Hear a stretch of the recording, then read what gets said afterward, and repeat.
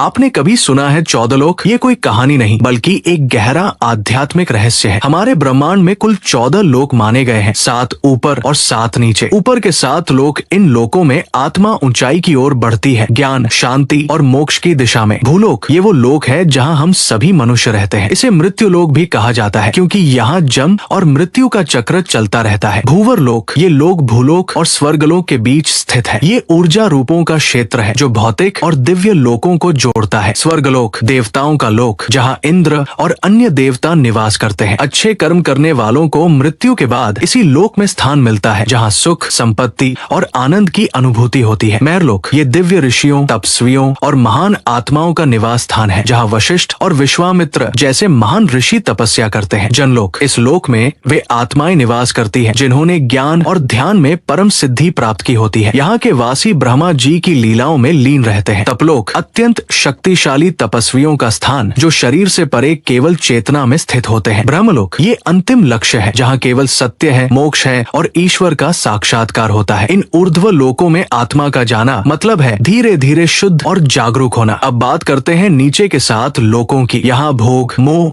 और भ्रम ज्यादा होता है। अतल लोक, राक्षसों और मायावी शक्तियों का घर। वितल लोक, जहाँ कामनाएं और भोग हावी रहते हैं। सुतल लोक, राजा बलि का लोक, वे दानवीर थे लेकिन उनमें अहंकार भी था। रसातल लोक, जहाँ भ्रम, लालच और अज्ञान का घना अंधेरा है। तालातल लोक, छल, धोखा और झूठ से भरा हुआ लोक। महातल लोक, जहाँ अंधकार और अहंकार का बोलबाला है। पाताल लोक, सबसे नीचे का लोक, तामसिक ऊर्जा और इच्छाओं का केंद्र। लेकिन इन सब का मतलब सिर्फ बाहरी दुनिया नहीं है। ये 7 लोक हमारे भीतर की नकारात्मक सोच और कमजोरियों का प्रतीक है। तो जब हम सच्चाई, भक्ति और सेवा में लगते हैं, हम ऊपर के लोकों से जुड़ते हैं, और जब हम लालच, मोह और गुस्से में फंसते हैं, हम नीचे गिरते हैं। सोच बदलो, लोक बदल जाएगा।